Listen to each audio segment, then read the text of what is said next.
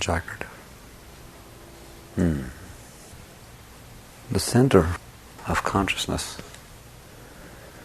is the most essential thing to spiritual growth. If you cannot sit consciously, you can't do anything. You just become reaction to what's happening around you. You're like a machine. Somebody says something, you react. You see something, you react. This may seem natural and spontaneous, but in truth it's all pre-programmed.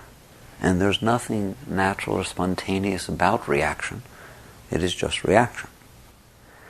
So the first stage in any spiritual progress is the ability to stay centered and be present in between action and reaction. You can't even begin to work at the core. You're not even working at the periphery if all that happens is you react. This work of keeping the center, keeping the consciousness, is begun in meditation, but it's really practiced in daily life. It is possible to remain conscious every moment, all day.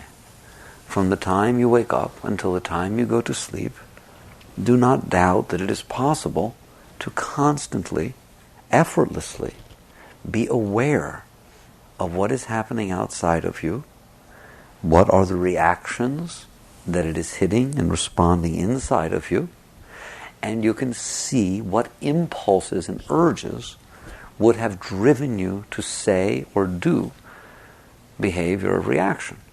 But you're perfectly capable of sitting there, breathing, relaxing, and just being aware that this is the dance of creation. Things are happening, people are saying things are going one way or another, and as they come into your world, they cause the change in the energy fields inside of you, which create the tendency. They don't create action. They create the tendency toward action. They cause your thoughts to start to manifest a certain way. They cause your emotions to begin to express a certain way. And normally, they would cause your mouth to move and certain words to come out. They would cause you to walk toward or away. They would run your life. The truth is that if you do this, you go nowhere. You have to understand that. That reacting to the environment outside of you keeps you in the karmic patterns of the way that you were. There is a reason that certain stimuli cause certain tendencies of reaction. Do not call this natural. That is a misuse of the word natural. Nowadays when we say, it's natural, it spontaneously came up in me, it was what I felt really, somehow we place something holy on that. It's your karmic patterns. If a certain stimuli happens, almost everyone in this room will have a different reaction. There are some, like a lion jumps out or something, we all tend to have the same reaction. All right? But most stimuli that happen during the course of a day, we think that everybody is having the same reaction. You're crazy. It is all dependent upon the past patterns and some scars that you have stored inside of you that determine how your energy will change because of a certain stimuli. It's an extremely personal thing. So don't make it so holy. You have to be willing to let it go if you want to work at a deeper level of your being. If you're only going to work at the level of reaction, you're not working. It's just what naturally takes place. And that natural is not so natural. And what it will do is keep you caught within your karmic patterns. If you have a certain fear due to past experiences, and somebody happens to touch it inadvertently, whatever, they say a certain thing, they act a certain way, they stand a little too close, they take a step back when you're trying to talk to them, even the tiniest little thing, this will hit that past samskara. That will cause a tendency toward reaction, a shift in your energy flow. What happens in there is phenomenal. Because of the slightest thing that happens outside, it causes this change in your inner being. Your reaction to that will always be in harmony with that pattern. Therefore, you will talk or act or do in accordance to that pattern, and you will then set into motion behavior that will cause the other person to respond in accordance to your response, and you are creating your environment outside in accordance to your environment inside. It's a phenomenal thing to watch. If you get angry, you will cause the other person to get angry. If you get hurt, you will cause hurt to take place outside. And then you will feel completely justified that this is actually what took place in that interaction. And you don't realize that it isn't what took place. It's just the reaction that happened in you. And that can change. So there is no work on yourself until you can remain conscious. You have to do whatever you can do, meditate, anything that you possibly can do, just to be able to remain conscious during the course of every single interaction of every single day. There is never a reason to lose your center. No matter what anybody does, no matter what happens to you, you have to be capable of knowing that it is happening to you.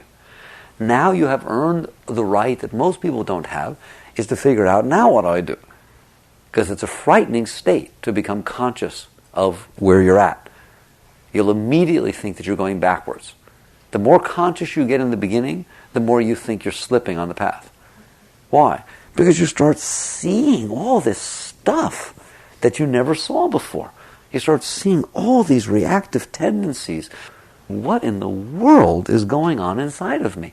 How did I get so ugly? How did I get so scared? How did I get so fearful? How did I get so reactive? This yoga is messing me up. That's what people tend to feel. They feel all that reaction happen inside of them, and they think they're going the wrong way. Eventually you catch on that this has been going on inside of you your whole life, and you have been acting accordingly based on how your mother treated you, your father treated you, anything that happened in your whole life. You're just responding and reacting accordingly. Once you meditate enough, or you do whatever it is that you need to do, then stimuli happen outside. They will certainly hit what is inside of you, and they will cause a change in your energy. The difference now is you feel that. You're aware of that. And the beginning of working deeper within yourself is that you don't go with that. I think the beginning of spirituality is self-discipline.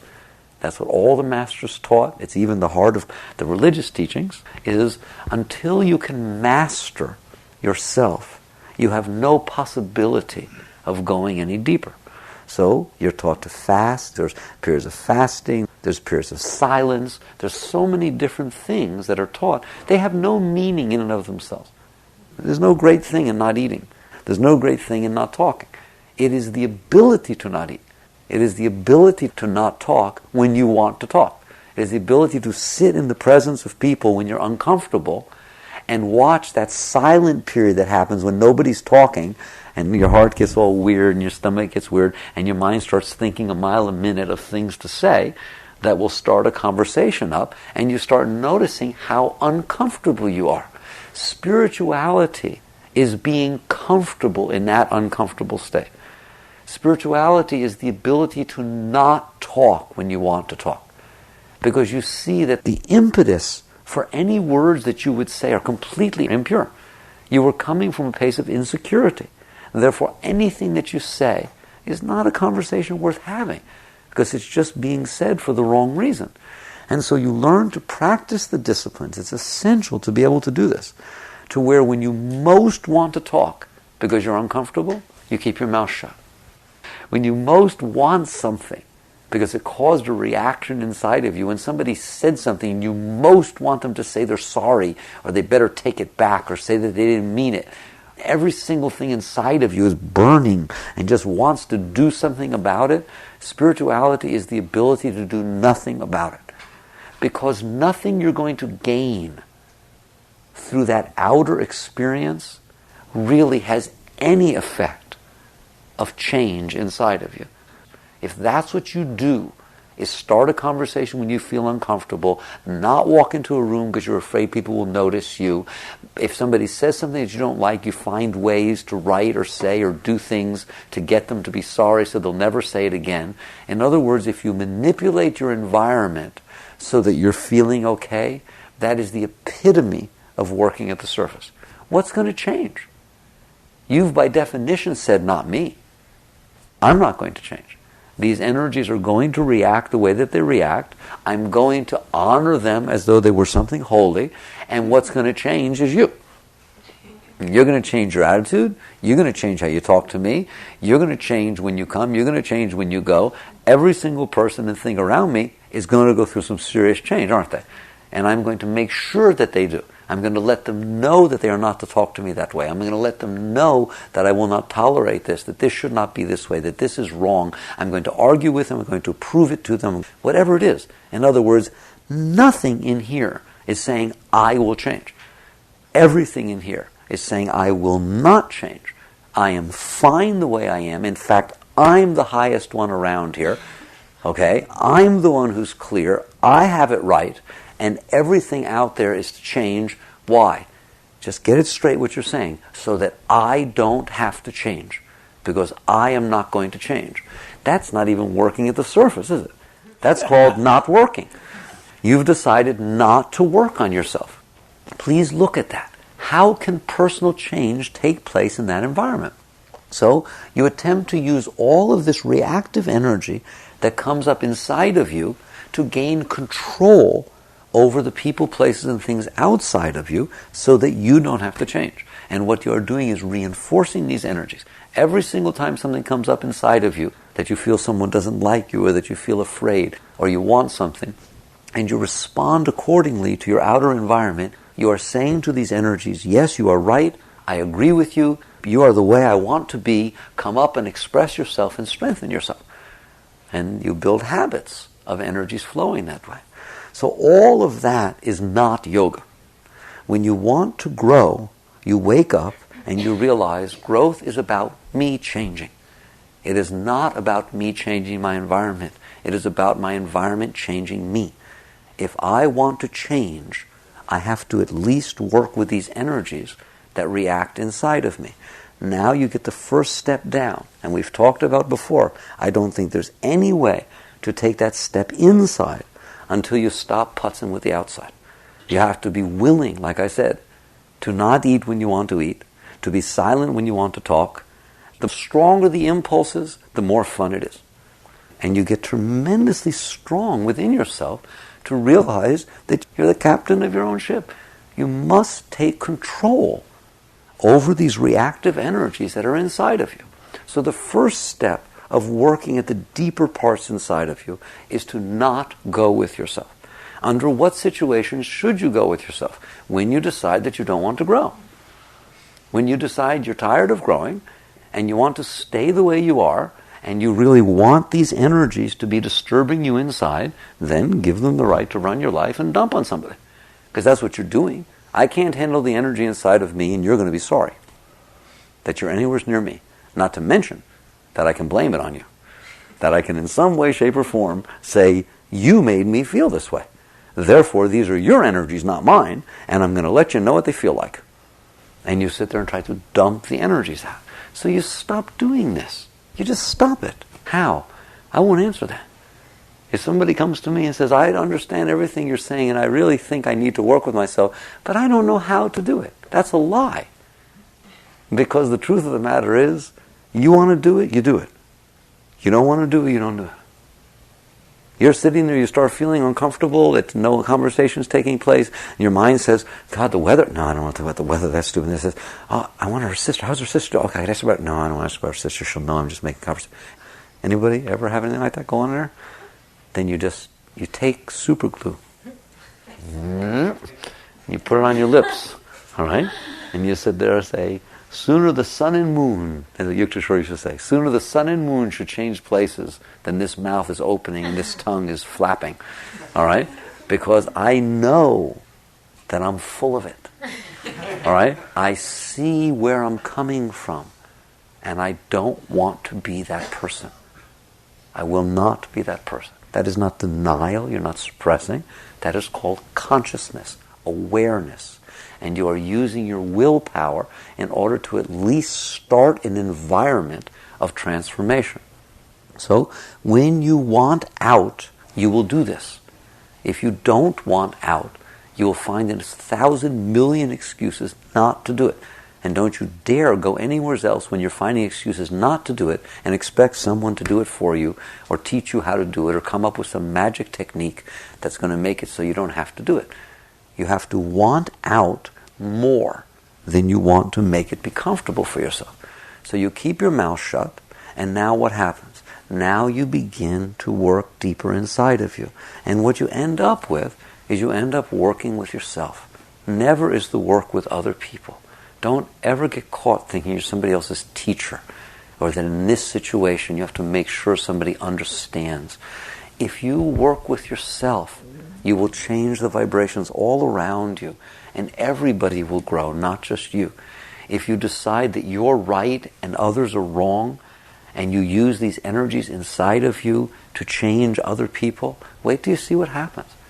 Nobody changes. All you do is fight. You end up fighting with people. There is no reason to fight. Lao Tzu says, a wise man never argues. For what purpose? Why would you argue? The only reason you would argue is because the energies inside of you are making you do it. They are causing so much disturbance inside of you that you have to end this conversation through being right, or through winning, or by getting an apology. And so you end up fighting outside, because in reality you're fighting inside. So the work starts when you stop doing this with the outside. When you're willing to own everything that's going on inside of you as yours, and you're not rationalizing or blaming or doing anything outside. Do you see that? Now you can begin to work at a deeper level. What happens if you manage to attain that state? That every time these reactive energies try to force you to do something, you're conscious and you remain centered within yourself. Now you end up with a hot potato. Now I have all these reactive energies inside of me, and I'm strong enough to not let them out. Now what? I'm going to cook. They're going to drive me crazy. All right? And you start noticing some really great things. You become very wise. First you notice that your mind goes crazy. I love it. People come to me and they say, since I've been meditating, my mind goes crazy. This is good. It's because you're not letting it do everything it used to do to not go crazy. And so these energies inside first try to express themselves through the mind. Have you noticed? Has anybody noticed that? If you do not let it express itself outside, it first finds the next weak link. Your strongest weak link, or your weakest link, is your outer expression. It just happens just like this. You just dump the energy through your mouth, through your actions, whatever. If you don't do that, then it goes to your mind. And your mind starts talking about what it would say if you let it say. Just try and do silence a little bit. It just starts saying everything it would have said. It carries on both sides of the conversation. How often do you carry on both sides of the conversation? It's just wonderful. So it all goes into the mind. That is this reactive energy that was stimulated due to your karmic patterns. Don't you dare think that everybody's mind is the same. Everybody's mind is the same. It's all neurotic. That I agree. But not everybody's mind is saying the same thing. It's all based upon what your karmic patterns are and your samskaras. Yours is completely unique. Everybody wants to be unique. You're already unique. You don't have to prove yourself at all. Your mind says totally weird things, different than anybody else's. All right? But it doesn't know that. And it literally thinks that it is in there saying the same thing that everybody else's mind is saying. Watch how you think that. You assume that everybody's the same as yours. You've never been in anybody else's, so how do you know? All right? And you're inside of yours so much, that's the only frame of reference that you have. So now you watch these reactive energies, you see that the mind is trying to convince you to do something. The mind wants to do something to make these energies get calmer. You have to learn to not do this. You learn to be able to sit there consciously, even though the mind is saying all this, and you start to then notice that there are feelings underneath all of this that were causing the mind to do it and would have caused the actions to happen. Notice every step you're taking, the way to take the step to the root is by not operating at the level in front of it. If you operate at the level in front of it, then that's where the energy goes. You either exercise through action, or what you do with your mind. I'll spend 1 second. The main thing people do with their minds is they rationalize. They get it together. They sit there and make it all make sense. So they go in there, they say things like, somebody says something that bothers you, you want to argue back, okay? But you keep your mouth shut. That's really good. And now what does your mind do? Does it get like totally silent the minute you do that? There's just absolute silence. Not a word is being said. The universe of silence passes through. Never. Instead it says things like, my God, I wonder if he even notices what I have to say. If he knew, if I gave him a piece, he said, he's lucky that I've learned to shut my mouth. All right? Next time, if he does this next time, I'm not keeping my mouth shut. And it just goes on. And then it says things like, boy, am I getting high. I can't believe I was able to not say anything. He was so wrong. I mean, I am so high. I have got it together so much. This is unbelievable. If he had any idea how great I am, that I'm in this... And it just goes on and on and on. What it's trying to do is find a way to balance these energies. Yoga teaches something much, much deeper. Yoga says it is good that these energies are building up inside of you so that you can see them. You're a conscious being. You should be able to work with your energies. They shouldn't get stuck inside of you and cause all this trouble. So the first thing you will see is that the easiest way to release the disturbed energies is through disturbing the environment around you. Second is through playing this mind game of finding ways to think about it that makes it feel better. Anybody ever do that? You just find ways to think about it that somehow, if you think about it just right, then it all gets quiet, doesn't it? You are rationalizing thoughts so that the energies get balanced. If you're on a spiritual path, they're very much like the ones I just told you. That if you're disturbed by something, you're jealous, somebody did something, you feel jealous, you find so many different clothes to put on. So you say things like, it's his karma, let God take care of it, he'll find out. And by not reacting, I'm being so good, this is so unbelievable. Like I said, I never thought I could do such a thing, God will be so pleased with me. Someday he'll see how good I am. He can't see now. All right? But I'll stand by him, and I'll do this. And it says all this stuff. And what it does, if it says just the right thing, in just the right way, all of a sudden it feels much better. It talked itself out of its disturbed energy. It was able to manipulate and move the energies through manipulating the mind instead of manipulating the outer situations. Does anybody else do that? You ever see how when something's disturbing you that you try to use your mind to fix it? What do you think you're doing? Just watch this process. That's what it means to be conscious. Why is this not a good... It's okay to do this. All right, like I said, each layer that you come in closer is at least closer to the root. Ultimately, it's not good to do this. How do I know? Because if you sit there and you get it all packaged right, I'm really getting high and God will show him and someday he'll know how good I am and so on. All right? You've built a self-concept. You built a world defined, and if anything doesn't fit that or match that, if all of a sudden he turns around and says, I know what you're thinking. You're thinking that someday I'll find out that you're right. Wait till you see what happens to you. Everything will go berserk again. It's like somebody actually took away your hiding place. Can they do that? Can something happen outside that stops you from being able to think about it the way you did, and then all of a sudden the energies go crazy again? Instead of fighting with this, you should learn from this. It proves to you that what you're doing is trying to use the world or thought to get your energies together. They are not good places to work with things. So, your mind starts going crazy, it starts saying things, what do? You don't listen to it. That's very hard.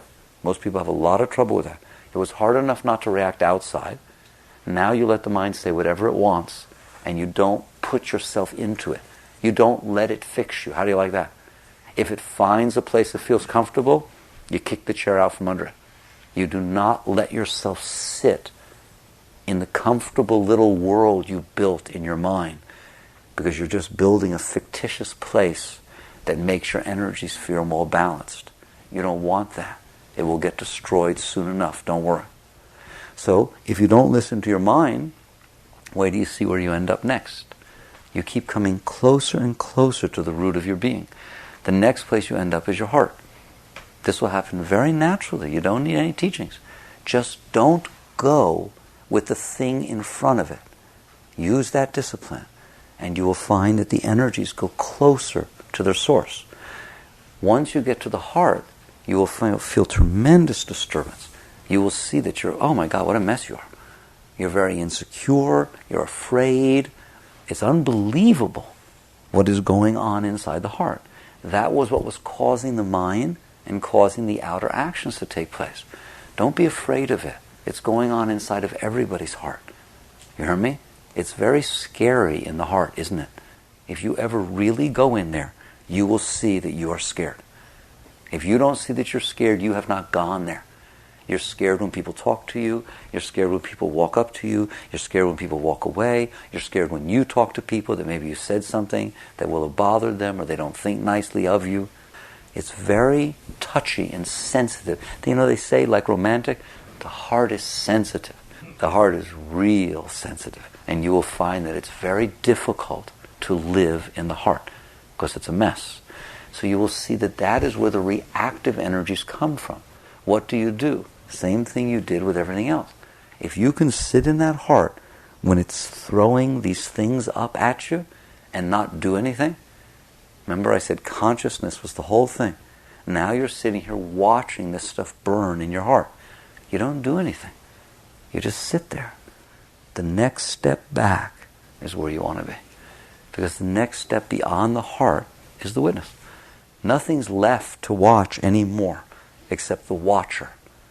And you will find yourself more and more being the being who is aware of this process of reaction. Until eventually you will never react again. You don't ever go with reactive energies. And when you can sit in the self and watch this tendency to react, a very beautiful thing happens. We've discussed this before. By the way, that is the root. When you are down in the heart, watching these energies get created and aware of what they would do if you let them, but yet you are sitting in a state of clarity, of awareness. You watch the trees move, you hear the sounds around you, and at the same exact time, you are aware of every single thing that is moving inside of your heart and of what you would be thinking. Thought doesn't come. You're just aware of what would come. The tendency is there. This is what we call the causal body. You're at that point working in the causal body. The things are not manifesting, but your awareness is so present that you can see what they would do if they were permitted to. And so from this state of awareness, all things are available to you. The outer world is seen, and the whole inner world is seen. And you will see that they have a relationship with each other. They dance with each other. They are interactive and integral. And if you don't react, you get to watch all this. And what you will see is that they balance each other. That you don't have to do anything about anything. And everything you do about anything will cause disturbance. And this is the state the Gita talks about, the deep, deep states of non-doership. Have you learned that yet? That you don't have to do anything about anything. You don't have to do anything about anything.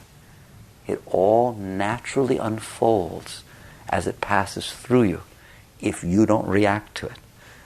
If people are walking toward you and you want them to come toward you, and so you start reacting, you go running toward them, they may run away.